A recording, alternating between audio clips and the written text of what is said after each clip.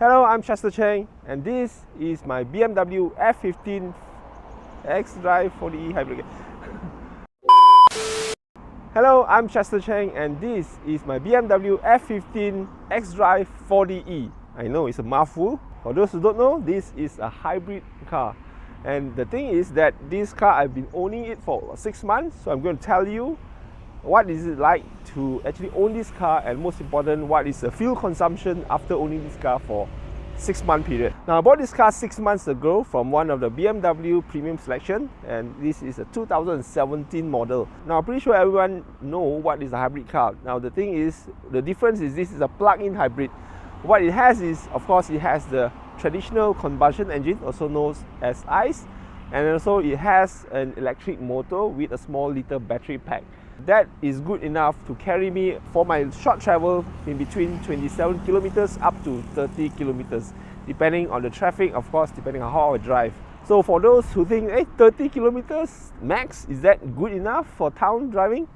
Trust me, it's good enough for my usage. Depending on where you stay and where you work and how you travel, you have to do the assessment yourself. It works for me very well. Now, for those who don't know, my profession as a real estate agent, I travel short distance. So typically, I would just travel within the same area. So for 30 kilometers, for me, it's perfect. I go to a location, I do my house viewing, I come back, I charge, and the next appointment, I do the same, come back and charge. And sometimes I go to places like shopping malls to meet clients for signing or any place. If there's a charging point, I will charge there as well. And some places, they also have a built-in wall charger where you can charge for free, like in Sunway Pyramid or even in Bandar Utama. So in that way, I save a lot of fuel. I rarely go to the petrol pump. In fact, I don't miss going to petrol pump at all because it takes 5 minutes just to fill up the petrol gas. And I'm quite happy not to visit that place unless I have to with my wife X1. For this car, I barely go to petrol pump. As I stated, on average, it takes about 2 to 3 months before I need to go and do a refueling. So for those who don't know, I actually took this car to Cameron Highlands, to Ipoh, and drive all the way to Lumut, and subsequently drive back to Sekinchan and back to my home.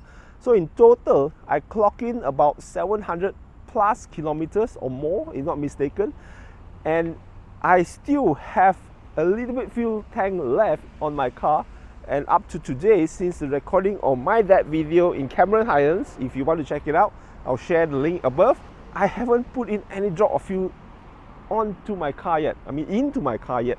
So basically, it has so far clocked almost 1,800 kilometers without putting a drop of fuel into the car. So when I drive up to Cameron Highlands, due to the full load I'm carrying my family and also the weight of this car, in fact, I use almost half of the fuel to go up to Cameron Highlands. Of course, it was transitioning on and off in between the hybrids and the petrol.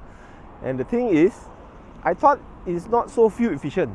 That is what I thought when I reached to Cameron Highlands and I checked my fuel gauge. I have slightly above half, so I thought, hey, it's just like all other ordinary cars. Like, the thing is, on Cameron Highlands, you're going uphill, of course you will consume more fuel due to extra drag. And the thing is also, Cameron Highlands is a hill, you also have the descent, and when you descend, this car will actually regenerate the energy and put it back to the battery, so I can travel for free, in fact.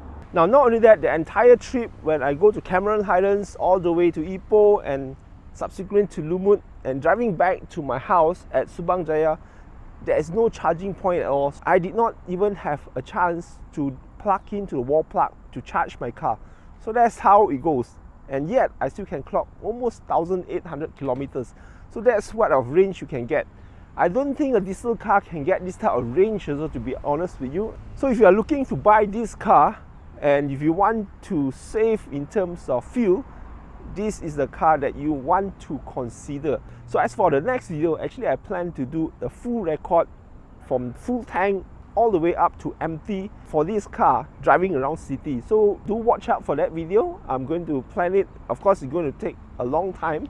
I roughly estimate it to be around 3 months to 4 months before I refuel. That is my estimate if I drive around town, because every time I drive around town, I will charge it at the location where I go, because in KL or Subang Jaya or most Selangor, you can find a charging point if you use the app, which I'm going to share in the link below. Now for this car, when I go back, I will always charge every day or every time when I reach home. So I always get full energy. So the question is, my friends also asked me, did my electric bill increase? To be frank with you, a little bit, but it's still cheaper than you paying full price for petrol. Now this car, full tank, will cost you about 200 ringgit-ish for the current RON 95 petrol. So in summary, what I'm trying to tell you is this car is very fuel efficient, and if you're looking for one, do check them out. I think the price now is hovering in between 150,000 to 170,000 depending on the mileage and also depending on the warranty. And if you want to know more about this car, actually I did plenty of videos regarding this car in terms of my first ownership, where I have issues with the dealer and things that I have gone through during the warranty period. My car is a 2007 model and the warranty for the body has completely ended last year, but I still have the full warranty of the hybrid battery, which ends towards the end of 2025. So for me, it's good to go.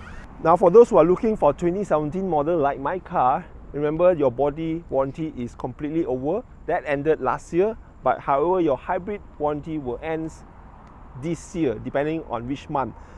And if the car has extended warranty like mine, you will end at 2025. And if you're looking for 2018 model, likely you still have the body warranty, which may end depending on which month the previous owner have bought. Of course, if they have extended warranty, it will end at 2026. If it doesn't, it will end next year. So that's all for this video. Do check out my next update regarding this car in my next video. I'll see you guys later. Cheers.